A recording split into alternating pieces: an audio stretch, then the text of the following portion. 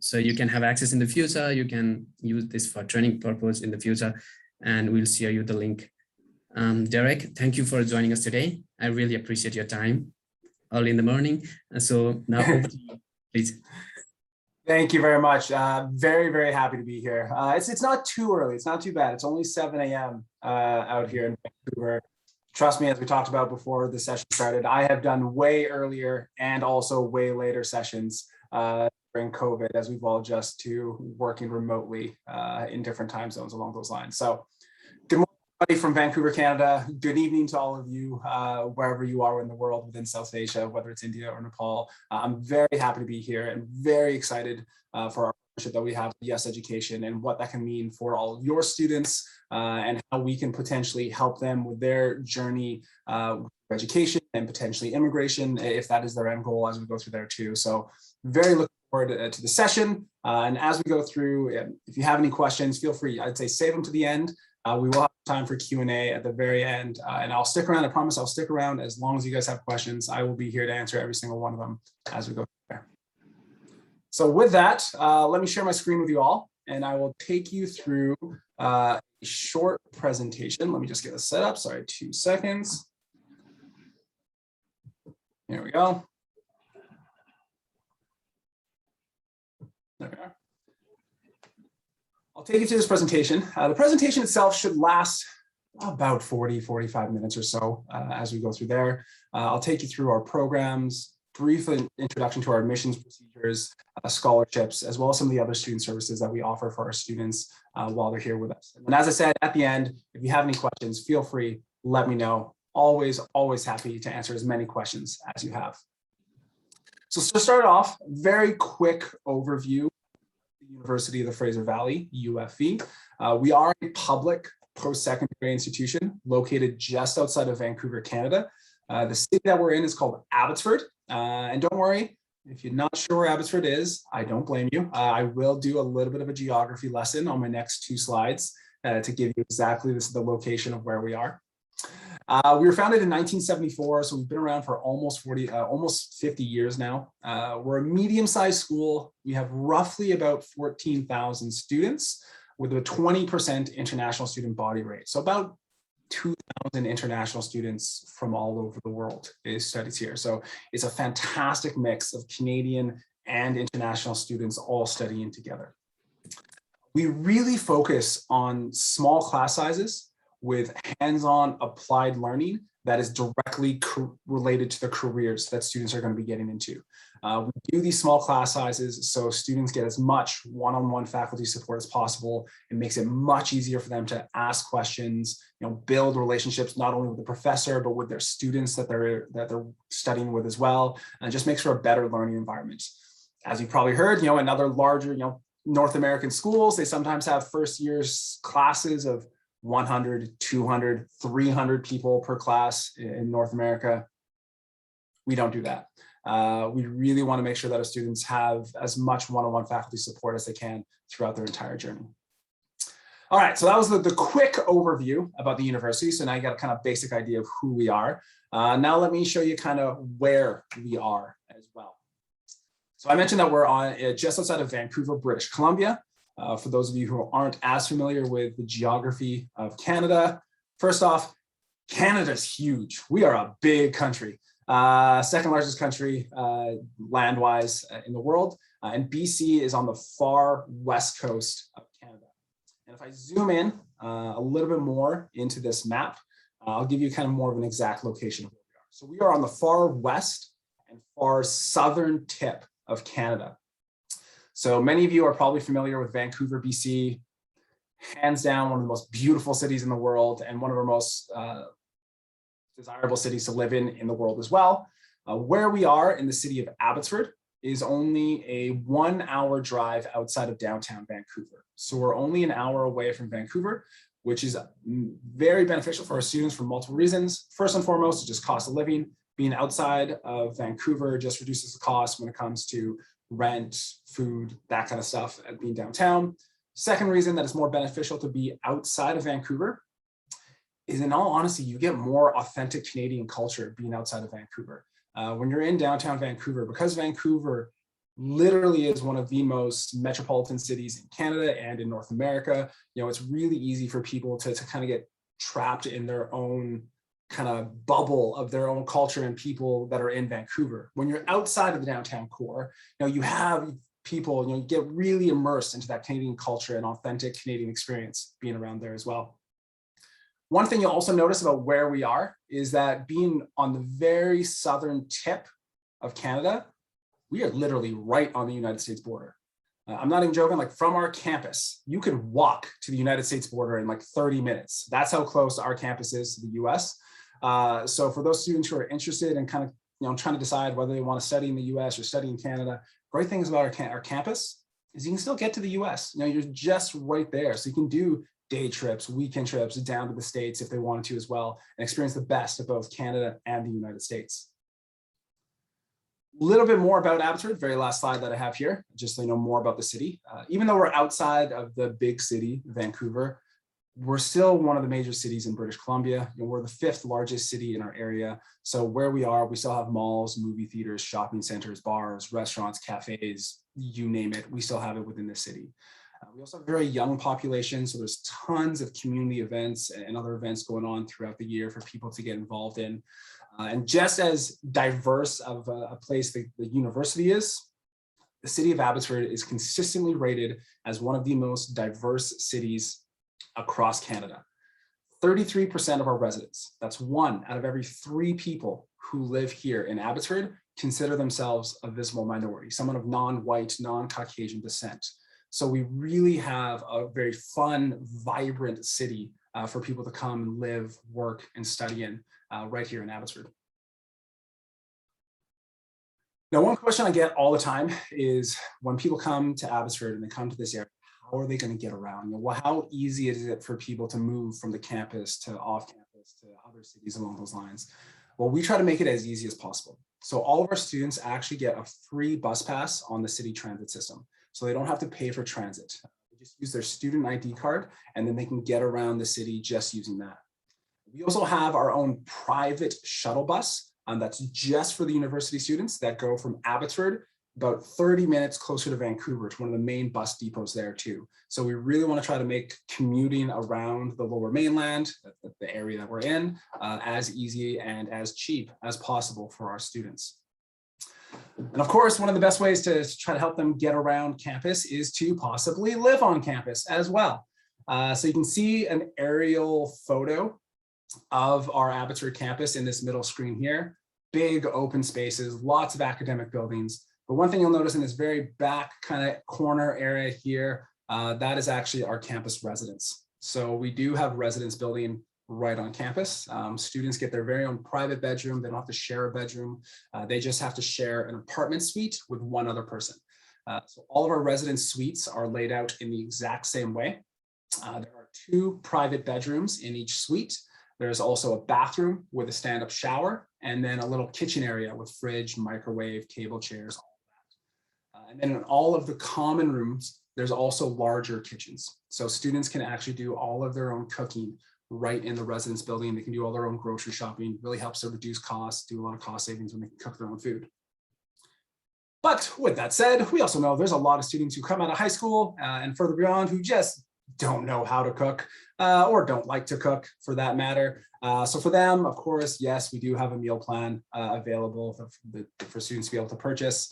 This is an additional cost to the room because it is optional. Students don't have to buy the meal plan if they don't want to. This would be an additional cost of $1,000 to $2,000 per semester. Each semester is 4 months, and we'll talk about that in a little bit if they want to add that on. I'll talk about overall costs in terms of room expenses and that when I get to the tuition slides and budget slide a little bit later in the presentation as well. In terms of on-campus dining, we have tons of different options for students who like all sorts of different types of foods. We have 2 different coffee shops, including Fairgrounds, which is more of like a Starbucks type shop. That's a student-run coffee shop that we have. And of course, we got to have a Tim Hortons on campus. I mean, the Canadian iconic Tim Hortons. You can't be a public university in Canada and not have a Tim Hortons on your campus. I'm pretty sure it goes against the Canadian Constitution. Somewhere in there, it says we have to have one on our campus. So yeah, lots of different food options for people to have. All right, so with that, let's shift focus and get more into our programs, admissions requirements, and procedures along those lines. Now, at UFV, we focus primarily on undergraduate education. So we have, as you can see, there are 100+ different programs, and that out of those 100+ programs, I would say 97% of it is at the undergraduate level. We have a couple masters, and we have 2 post-degree certificates or diplomas. But that's it. 97% of everything we do is at the undergraduate level, either 4-year bachelor's degrees or 2-year diplomas. I will touch on our graduate programs on my last program slide, but to start off with, everything you're about to see is going to be about me talking about our undergraduate programs. So starting off, let's move into my former program. This is what I took at UFV, and that is our School of Business, either the 2-year diploma or the 4-year bachelor's degree. Now, the 2-year diploma is all general business. So it's a little bit of everything, a little bit of marketing, finance, human resources, international business. We give kind of a touch point on all the business disciplines in those first 2 years. Now, we do that for a very specific reason. That is because the 2-year diploma is actually the exact same courses as the first 2 years of our business degree. So students who are going in the business degree in those first 2 years, they don't have to select a major to start off with. They actually get 2 years to decide what they actually want to specialize in. And then in year 3, that is when they would branch off and specialize and choose a major that they would focus on. We also do this for a reason, that is the students who start in the diploma, if they finish those 2 years, because it's course for course, the same first 2 years as the degree, they can then ladder up and go into year 3 of the business degree if they would like to do that moving forward as well. So as you can see for the business program, lots of different options in terms of majors and minors. I took human resource management. One of the things I loved most about our program is how much work experience options we have within the business program. Our School of Business probably has the biggest co-op options out of anywhere in the school. And I'll talk more about co-op and work experience and everything like that at a later slide as well. But just so you know, if students are interested in Canadian work experience, business program, tons of options in terms of co-op. Last thing I'll also say about our business program is we are one of only 4 schools in our area that actually have an internationally accredited business program. So we are accredited by EMFD, which is a European business school accreditation body. They're one of the 2 biggest ones in the world. So our business program is recognized globally through that accreditation. Next up, we have our Applied Sciences and Health Studies program. When I say Applied Sciences, I absolutely mean that. We have one of the most lab-intensive programs in all of British Columbia. In most other universities, science students in biology, chemistry, physics, those type of areas wouldn't get lab experience sometimes into maybe even their 3rd year. At UFV, we ensure all of our students get hands-on laboratory work for every single science course they do right from their first week on campus. For all of our science courses, our students are going to be in class a minimum of 2 times a week, once for the lecture and then once for a lab. So for their entire 4-year degree, they go lecture, lab, lecture, lab, lecture, lab. So they're always going to see how the theory they learn in the textbook ties into real world, hands-on laboratory experience every single week that they go through there too. Within each of those science disciplines, we actually have more concentrations as well. So for instance, within computer science, in their 3rd year, students can choose to do a concentration in either artificial intelligence, data mining, cybersecurity, programming languages, or networking. Our biology program, we have a pre-med concentration, pre-veterinary, genetics, or ecology, and so forth and so forth. So a lot of those major disciplines have even more specific concentrations within there as well for students to really focus on the education that'll help them lead to a specific career after they graduate. Pardon me. All of these programs, again, also qualify for co-op. So if they're interested in that, they can also get work experience through this program. Moving on, we have our Bachelor of Arts and our Liberal Arts Diploma. This would be Social Sciences and Humanities, just as you see there. So we have programs in psychology, sociology, anthropology, criminology. All of those ologies are all kind of rolled into within the social sciences there as well. One of the best things about this program is actually how flexible it is. So the last couple program slides you saw for business, sciences, and all that, those programs are very prescribed. And what I mean by prescribed is there's essentially a set course list students need to follow throughout their 4 years. It's not the case in Bachelor of Arts. Yes, students do have some mandatory courses they have to take if they want to get a psychology major or an economics minor or something like that. But for the most part, to graduate with a Bachelor of Arts degree, students can mix and match in almost any different way they want to do and really combine their passions. So a student could do a psychology major with a biology minor. They could do an economics major with a business minor. They could do a criminal justice major with a political science minor. There's a lot of different ways that they can combine study areas into a degree. So if a student's looking for a flexible option to try to fit in a couple different subjects that they really want to focus on, Bachelor of Art is a great place to start. I'm also very proud to say that we're one of the few schools in our area that have co-op options for our liberal arts students. It's not just business and STEM students that have access to co-op. All the liberal arts students will also be able to get that high-level Canadian work experience through our co-op program as well. Moving forward, we have the fine arts. Now, there's a reason I went into business and not this, because I am not an artist whatsoever.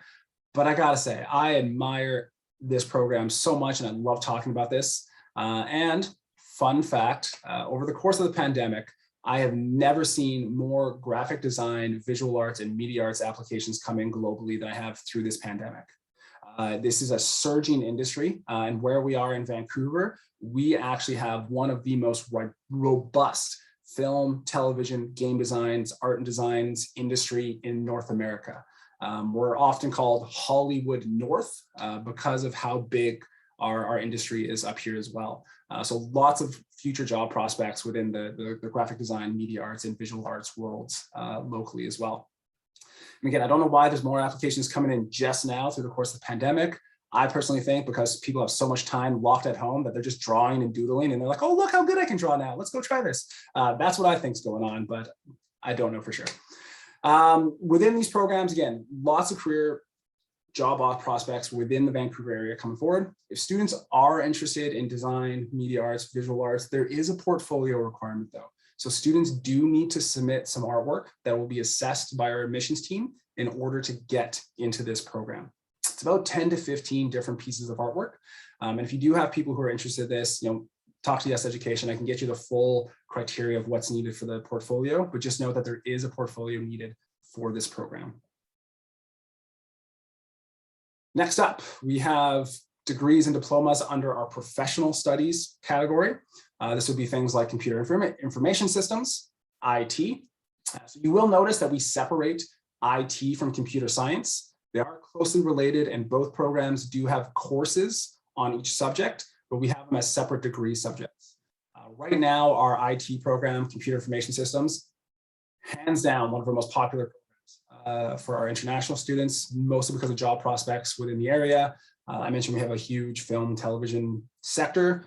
We also have a massive tech and startup sector in Vancouver as well. There's a huge tech corridor between us and Vancouver all the way down to Seattle and Portland along those lines. And there's some great tech startups that have been coming up over the last little while. So tons of IT jobs that have been popped up because of these bigger industries or bigger companies that have been putting up head offices in Vancouver as well.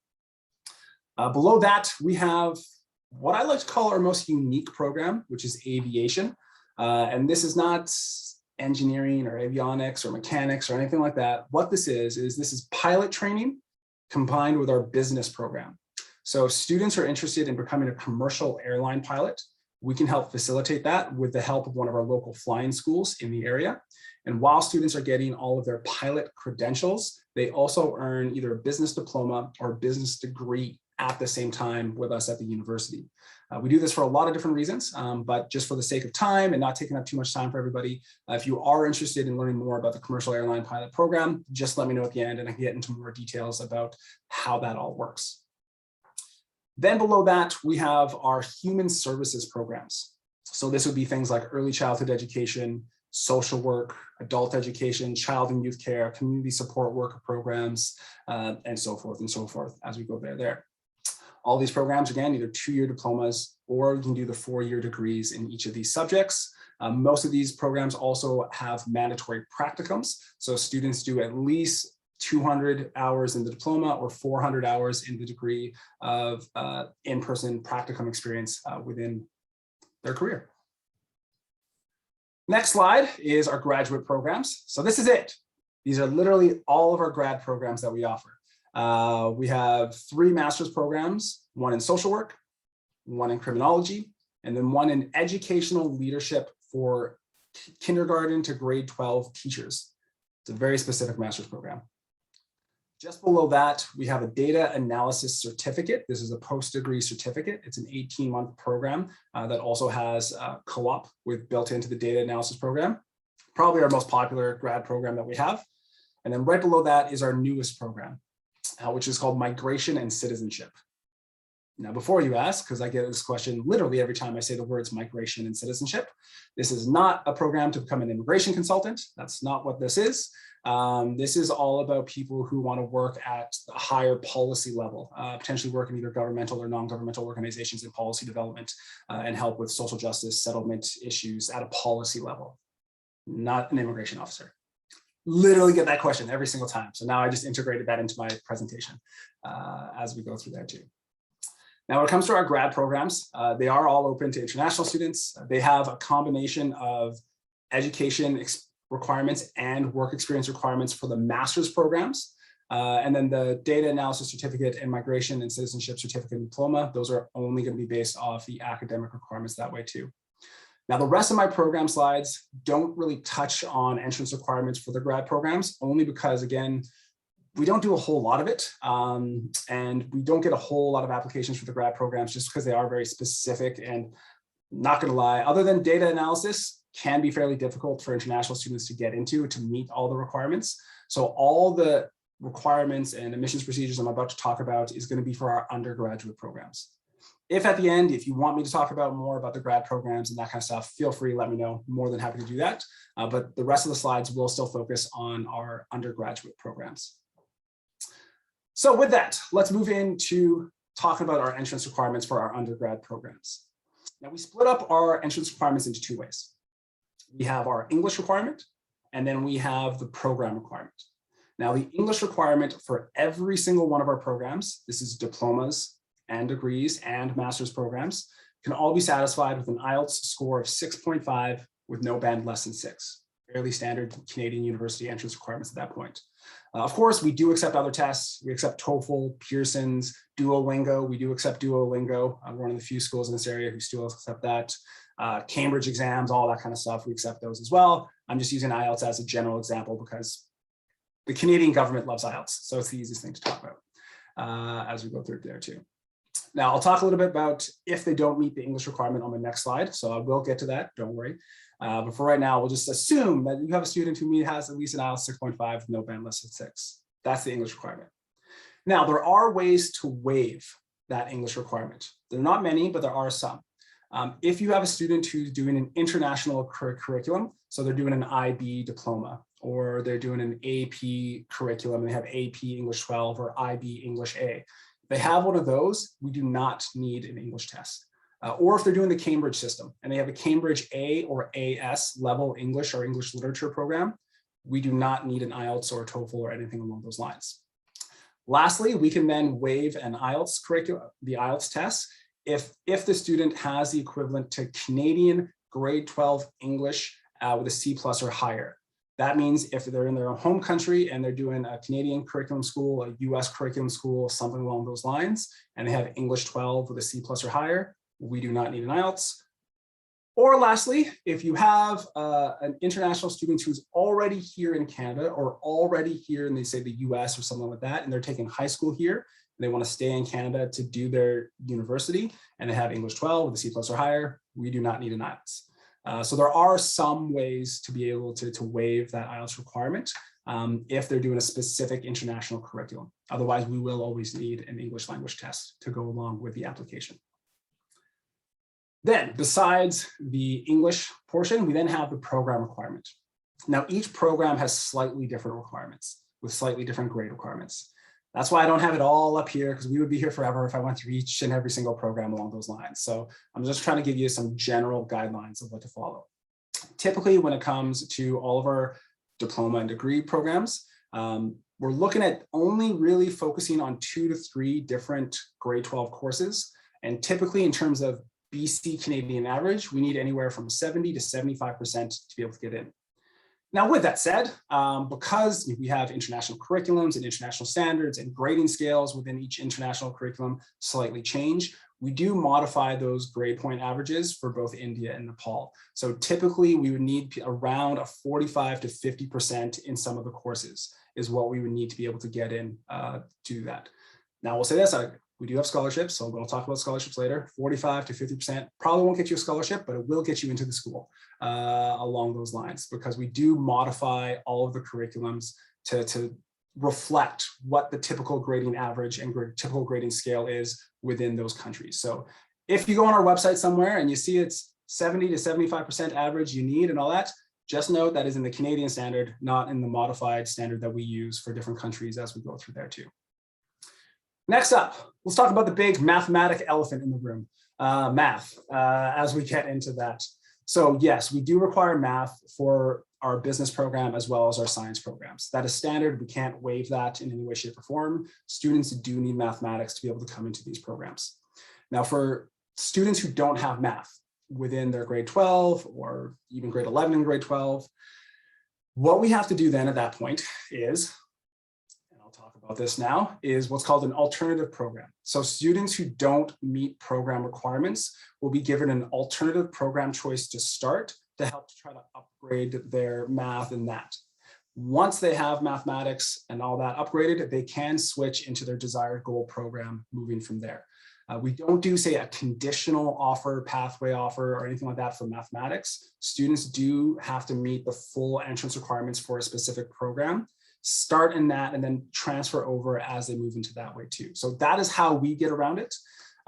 Another way potentially to get around mathematics is if students want to delay applying for right now, there are some virtual Canadian high school programs that we can suggest where they can upgrade their math virtually online to be able to get the equivalent of BC high school math 12 and along those lines prior to them applying to their program. So if they don't have math, and they're still in the process of doing, say, their final year, and they want to try to upgrade their math at the same time, we can try to help you out, get that going. But if they've already graduated and they want to apply for either our business or science programs and they don't have math, they would have to start in an alternative program. And we can kind of work with you to figure out what the best program would be. If they're interested in business, we have a great business management option under what's called our integrated studies. So students would normally start there. If they're interested in sciences, depending on what science, sometimes we'll either do a Bachelor of Arts or a Bachelor of Integrated Studies, start you off there, and then hopefully move you forward there too. So hopefully that answers a little bit of the mathematics question. If you need a little bit more clarity, again, let me know at the end of this presentation. We can talk more about that. Now, English upgrading. That is one thing we can potentially sometimes do a conditional offer as a pathway offer for some English upgrading. We can't just do whatever IELTS test or something like that. So we do have a minimum IELTS requirement that we need. Each program is slightly different. The lowest we can sometimes go is IELTS 5.5. Some programs need at least an IELTS 6.0 as we go through there. If a student has an IELTS 5.5, that would be 2 semesters of upgrading. If they have an IELTS 6, it'd be 1 semester of upgrading they do there.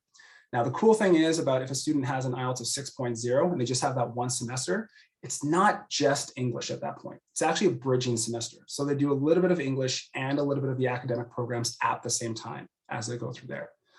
Now, we only are allowed to do English upgrading on select programs, as you see. So we can't do things on our competitive admissions programs. We don't have a lot of competitive admissions programs, but this would be things like any of our graduate programs. They're all competitive admissions.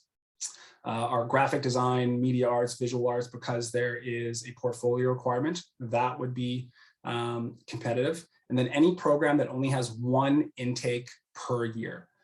We'll talk about dates, deadlines, and intakes in the next slide, but there are some programs that only have 1 intake per year. Things like social work, early childhood education, and agriculture. Those only have 1 intake in September. So those are competitive admissions as well, and we need full that. Our programs that are more open and have 3 intakes per year, such as all of our science programs, all of our social sciences, humanities, businesses, all that kind of stuff, those we could then potentially do those English upgrading courses for as well. So if you do have a student who's below the IELTS 6.5, no band less than 6, talk to the US Education. We can get in touch with you as well, and we can try to figure out the best way to go about which program and pathway to get them to where they want to go. Now, dates and deadlines. I talked about which intake to apply for. Well, we do have 3 different intakes. So we are a tri-semester system. Our main semester would be September. That's kind of the main start date for the academic year.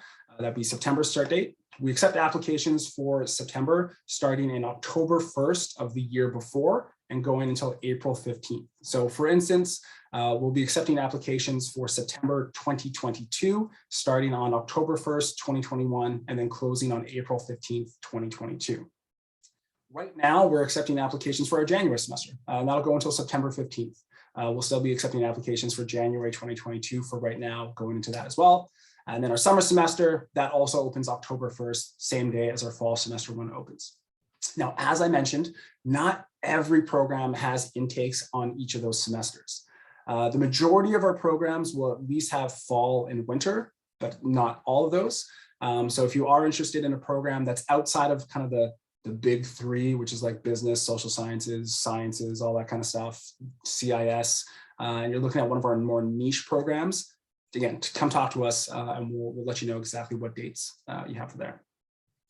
Tuition deadlines and scholarship deadlines, I'll talk about that slowly coming up here. Last thing I will say though, just before I move on, when I talk about application periods, is specifically mostly for the fall semester, is you notice April 15th, we got lots of time until September starts. So if we hit April 15th and you have some students say, oh, in May 15th, and they want to still apply for September, come talk to us. I can't always promise everything, but I have been known to be able to sneak in applications after the deadline if the program's still open and still accepting students and we can work around some stuff and all that kind of thing. We will try to do that. So sometimes deadlines, yes, are very hard deadlines. Other deadlines are more flexible depending on the program. So if we're past the deadline, just come talk to us and we'll see what we can do. Can't guarantee it, but we'll at least try to see what we can do. All right, so how do you apply? What's the whole process? Well, obviously, let's choose the program. Let's check the requirements. So before you do anything, let's just make sure the requirements are met. So try to save, big hassle from everybody. After that, apply through US Education. They can handle everything from their end to make sure that the application gets processed and gets required through. Once an application gets processed, well, what we do is we do a first review. That first review will determine whether or not we give an offer of admissions. That would be step 4. If we give an offer of admissions, congratulations, that means you meet all the requirements and everything looks good. In order to accept that offer of admissions, we will need you to pay your deposit and then send in the official academic documents. So for the initial application, we'll talk about that next, you will have to upload what we call unofficial documents. In order to accept the official offer, accept the offer letter, you will then have to send us the official documents and deposit. Now, how much that deposit is, depends on what type of visa you want to apply for. So, as you probably know, we have SDS visa, and then we have the regular visa category. For those students who want to apply as SDS visa candidates, you're going to need 1 year tuition deposit.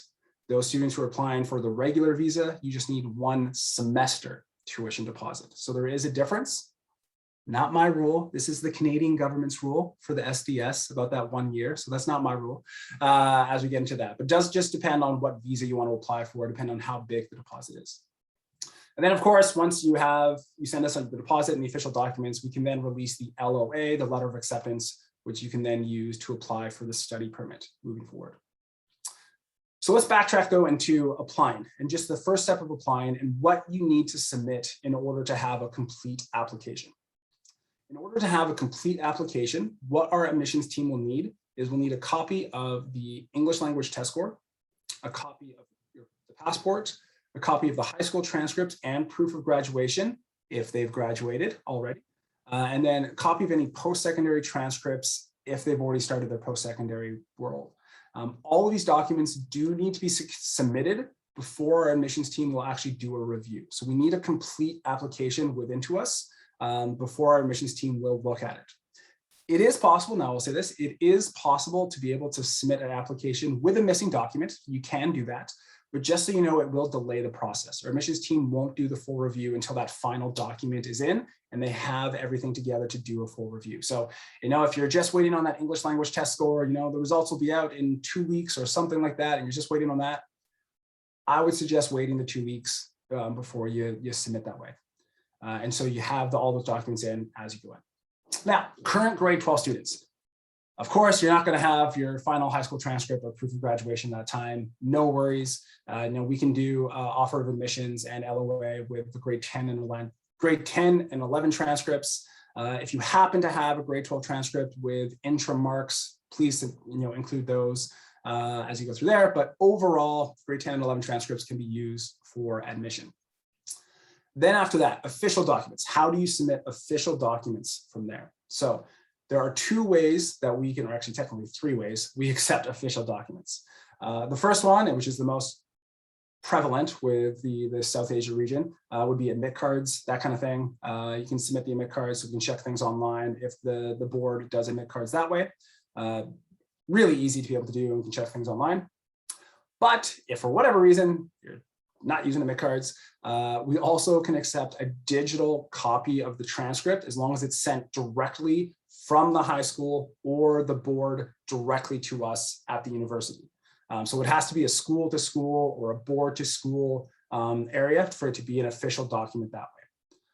Third way that we accept it, a little bit less, we don't see this as much during the pandemic, but some people still do this, and that's physical copies. We can still accept physical copies of transcripts as long as it's in a sealed and stamped envelope and then mailed into us at the university. We can still accept those. So generally the 3 ways that we can get official documents into us from there. Now, big question, how much does this all cost? Well, that's a very good question. I'm very proud to say that as a university here in North America, we have one of the most affordable tuitions, across Canada and across North America. Very comparable to 2-year colleges that you see in Eastern Canada as well. Now, so the tuition would be, and this is the same for all of our undergraduate programs, business, science, arts, graphic design, whatever it is, our tuition is the exact same. It's just over 15,000 Canadian dollars per year for 12 credits per semester as you go through there. If students want to take an additional course credits throughout the year, they can totally do that. They would just be charged an additional per credit rate as they go through there.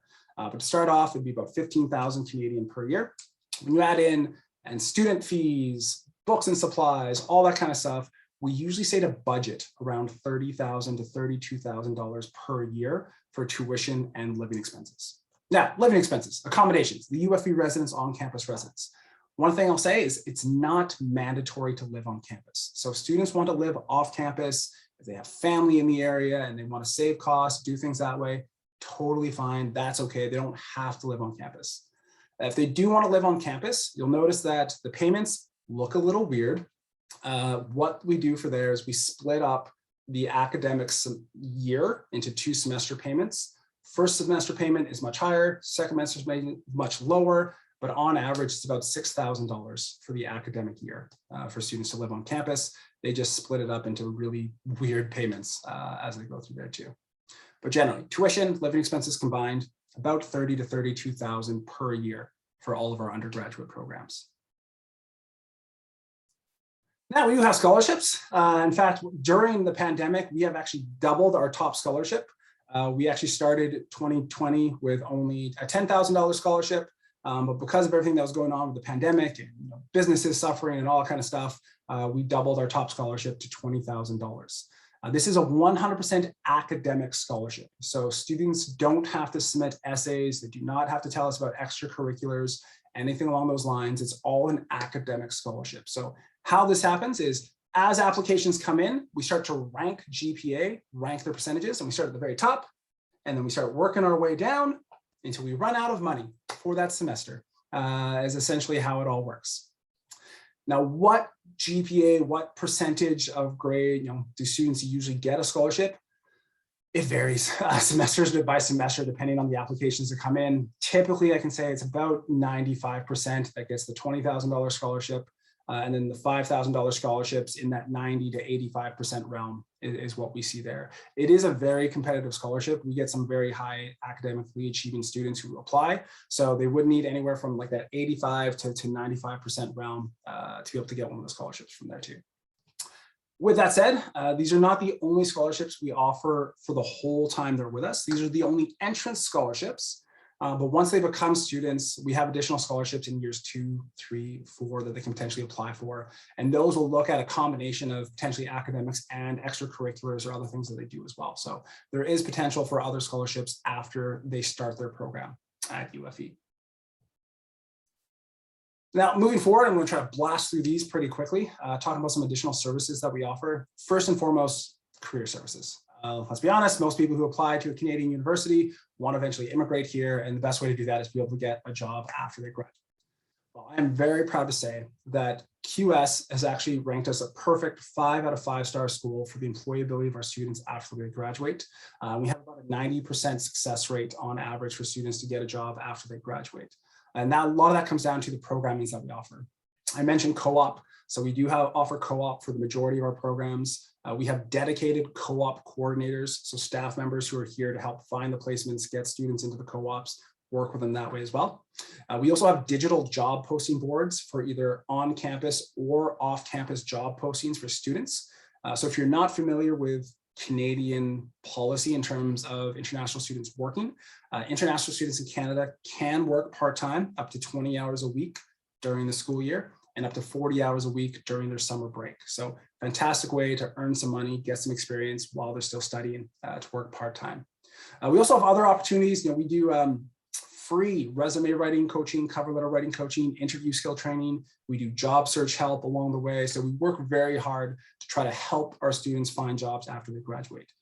We don't place students in jobs. So within North American universities, we don't do job placement, but we help with job search and job search skills and everything they need along those lines to help make the process a little bit easier for our students.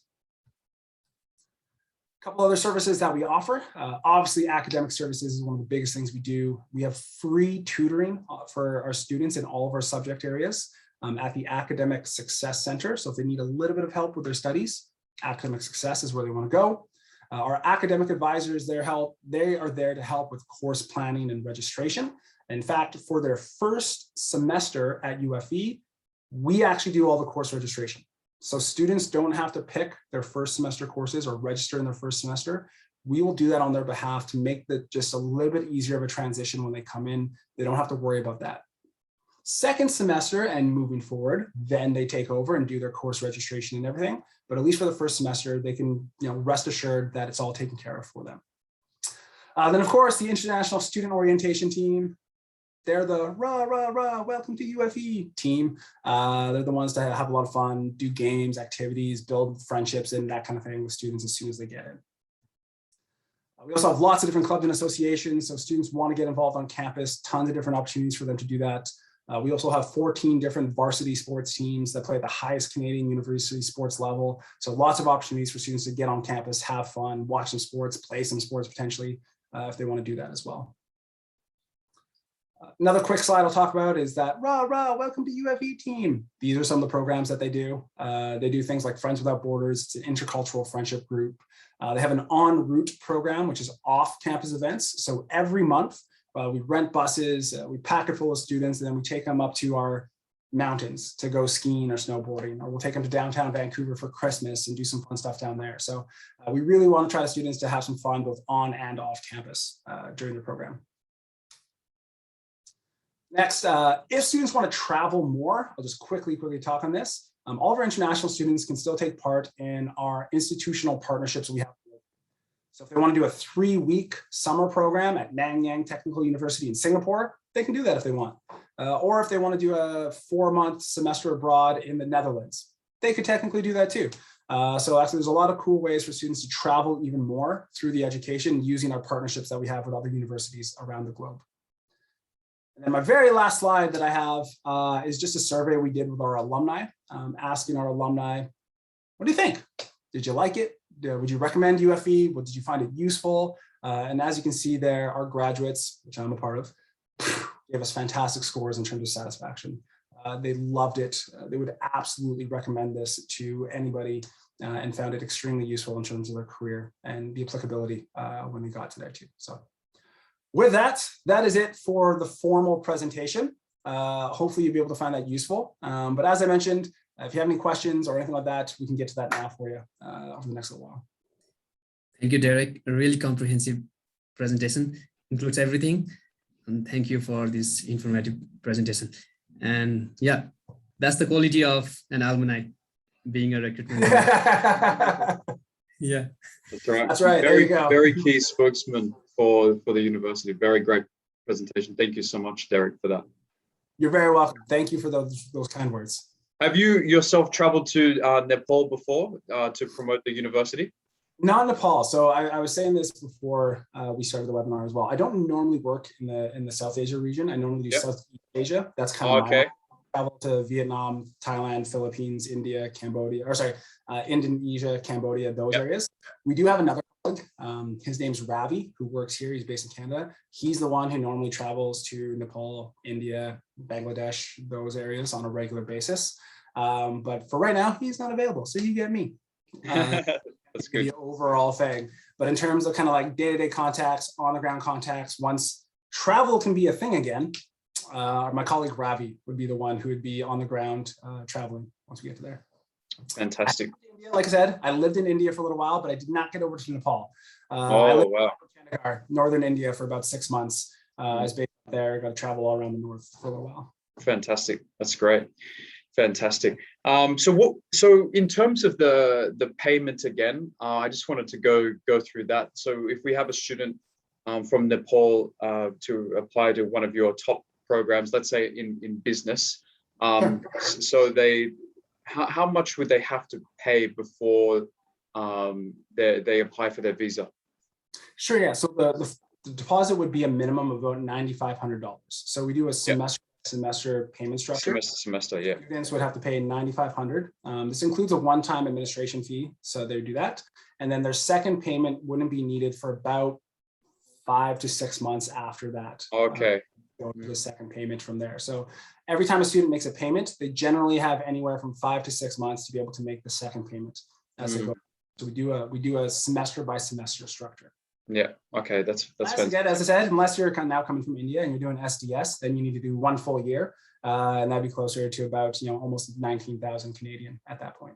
I'm not sure if you got the information with you, but recently, how have you seen the visa processing recently for Canada coming from Southeast Asia, South Asia, these particular markets? How's been the recent in terms of processing times, or in terms processing time? Yeah, processing time faster over the last little while. It got bad. I'm not gonna lie. For processing time for IRCC got really bad at the start of that. Like I'm talking like 5 or 6 months you were waiting to get processing time. Now it's getting better. We're seeing about 8 to 12 week turnaround time right now. Okay. Yeah. SDS is different. SDS, they're still doing it in about a month. So that's kind of why we need to get those applications in. Let's say for September intake, we need to get those applications in before that April 15 or even into May deadline. Let's say generally, business is probably a little bit more flexible, right? As you were saying. Yeah, absolutely. And that's why we set our application deadlines when we do. It's mostly just for visa processing to give students time to be able to do that just in case. Maybe they submit their visa and it comes back, but from the visa officer saying, hey, everything kind of looks good, but we're missing this one document. Yeah. And with that, and then it goes to the back of the line and you do this whole process that way. So we set up our visa deadlines, our application deadlines when we do. It's in order to make sure that students have enough time to apply for visas and go from there. And just based on your opinion, what do you feel students from South Asia, I know you don't look after it too much, but maybe you have an idea, students from South Asia, what are they missing when they're applying for the visa? Is there when they're applying to Fraser Valley, those that get rejected or those that tend to wait or get held back a long time? What are they kind of missing there? Generally, and I'll speak to this on a general level, because whenever we do talk as a team about why students get rejected and that kind of stuff, and it's usually the same reason globally that students get rejected, and it's one of two things. First is funds. The visa officer doesn't believe a student has enough funds to be able to sustain themselves throughout that. So that comes down to documentation, how they document the funds they either currently have in the bank, or if they don't have enough in the bank for their entire 4-year program, showing proof that they would be able to have a sustained cash flow coming into them over the course of the program as they go through there. So it's being able to show financials. as they go through there. That's one of the biggest ones, is just showing that and how they show that going through there. The second one that we have, and this is a tough one to try to get around for some people. This is where your study plan comes in, and the letter that you write to IRCC. All of our immigration consultants say that study plan can make or break an application. And what that means is a visa can get rejected if an officer doesn't believe that a student would leave Canada if their student visa gets taken away. So what they're saying is, it's not about, you know, you wanting to stay in Canada. You can totally tell them that your plan is wanting to immigrate. You can have dual purpose. That's totally okay. But what they're saying is, for some reason, the visa officer says that, let's say you're doing your courses and you're in your first year and you failed all your courses, and the student, you know, the university somehow, you know, has to take away, you know, your possibility of studying there. And now you have 30 days to leave Canada because you're in violation of your study permit. Well, they don't believe potentially that that person would actually leave Canada, that they would try to stay here and you know, live within Canada illegally. That's it. Those are the two. Yeah. That second one, it's, I don't know how they judge that or do anything along those lines. Yeah, a bit subjective, but it's very subjective. And I've seen this before, and not saying this to scare anybody, but it's just the reality of the situation. IRCC, you can put one application in one officer, you can put that identical application against another officer. One can go through, one cannot. Yeah, that's what I've seen. Based on discretion. But yeah, it is very much a discretionary thing, subjective thing. Yeah. But yeah, we at Yes Education know we got to, of course, put a really good study plan together and help the student with that. Make sure they understand what they need to do, and make sure the student knows exactly where they're going to study. But with that said, I will say this: recently, throughout COVID-19, our federal government has repeatedly said that moving forward, they want to be more open to international students, want to be more open to immigration and people of that nature. I think it's a better direction to take, actually. Yeah, absolutely. Yeah, and that's going to come down. That's going to trickle down into IRCC immigration policy as well, and study permit policy, and how they look at kind of choose things. So with that said, our Canadian government realizes we do need more international students. We need more people to immigrate to come in here in order to help out Canada grow and sustain our growth for the future. Too. So it's looking very, very favorable moving forward. That's good. Okay. Anyone else here today? And again, thank you everyone in Nepal for joining at this hour. It's really great to see you all here. Thank you very much. Derek, we have a few questions in Q&A. Yeah, we have a few questions. So I see some here. So I'll start in the Q&A section, then I'll switch over to the chat. But I have something that says, is there a student loan program for international students in Canada? Unfortunately, no. There are no loan programs in Canada for any international students. It's not even just country specific. It's just for any international students. They don't do loans. Moving on to that is, do we need a separate application for scholarships, or is there an opportunity to apply for scholarships during the course application? Good question. So for entrance scholarships, there's no additional form needed. Every single student who applies for their program will automatically be considered for the scholarship at the same time. So there's no additional application form needed. Moving on, we have questions about refund policy. Yeah, for sure. In case a student is visa rejection, do you refund 100% of tuition deposit, or you charge a service fee? We charge, basically, yes, it's a 100% refund. We just charge a $300 service fee. So out of that $9,500, we keep $300 and then would return everything back to you. So yes, it's pretty much a 100% refund. That would go. All right, moving over to the chat. Let's see what we have here going on. Yeah, if anybody has any questions, feel free to raise your hand. If you would like to speak, I would allow you to talk, or you can write in our Q&A box. I think there are a few questions in chat box. TOEFL accepted. Yes, we do accept TOEFL. So we do accept that. I'm just scanning through the chat, seeing if there's any questions, but yes, we do accept TOEFL. Do you have a master's program in aviation? Not in aviation. You saw the master's programs. We now have social work, criminology, education. Aviation would just be the bachelor's degrees that we offer from there too. Thank you for the presentation. Oh, you're welcome. Thank you for coming. Again, thank you for staying up late to be able to do that as well. For both of you for thanks. So you're very welcome. Thank you for taking the time to come. Yeah, Derek, I have one question for you. Sure. You talk about student mobility. So while doing student mobility, do the student need to pay extra money? Like there are programs in Netherlands or in some European countries? Great question. No, they don't. So they just pay to us. So they don't pay any additional fees or anything like that, dual fees to us and the other school or anything like that. We've set up all these agreements with other universities across the world that any student, whether they're a Canadian citizen or an international student studying with us, they just pay our fees to us, but they can study in that other university. So there's no duplicative fees that they'd have to do.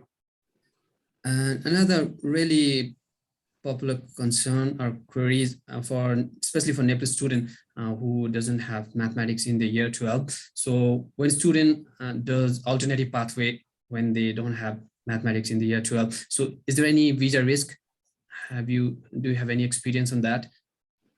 Visa risk, not so much. And go through there too, because we have students who do it all the time. Students who would start in one program and then switch programs. All they need to do is just inform the visa officers that they've gone from this degree to this degree. The visa rejection rate is usually never about the program, about that way. Like, visa acceptance and all kind of stuff is very rarely about bachelors or bachelors. It's generally just about the other reasons that I said there too, along those lines. So usually nothing to concern yourself with when it comes to the visa thing. For programs. More questions are coming up. So what about the impact international student visa success rate in Canada before, during, and after pandemic? Do you think there will be some policy coming to attract more international students? Yeah, sure. I can only say this anecdotally because I don't have the exact data in front of me. Visa success rate before the pandemic, especially within my regions, they started really good. And then just before the pandemic, they were slipping a little bit and we're getting more visa rejections for some reason. And this is again, globally, not just in any one region. Then during the pandemic, they actually started going kind of back up for visa approval rates, because again, the Canadian policy is all around trying to get more students to come into Canada, immigrate, those lines. Pardon me. Post-pandemic and moving forward, I'm hoping we'll see that continued trend of more success coming forward there too. But it's impossible to really forecast post-pandemic because we also don't know when the pandemic is going to end and the timeline, I think too. But I'm based off the messaging that has been coming out, the rhetoric that's been coming out from the Canadian government, it is very hopeful and beneficial from what we're seeing here too. So I have really good hope for the future in terms of visa success rates globally for any region. There is another question. How many different majors can students choose to study Bachelor's of Arts from UFV?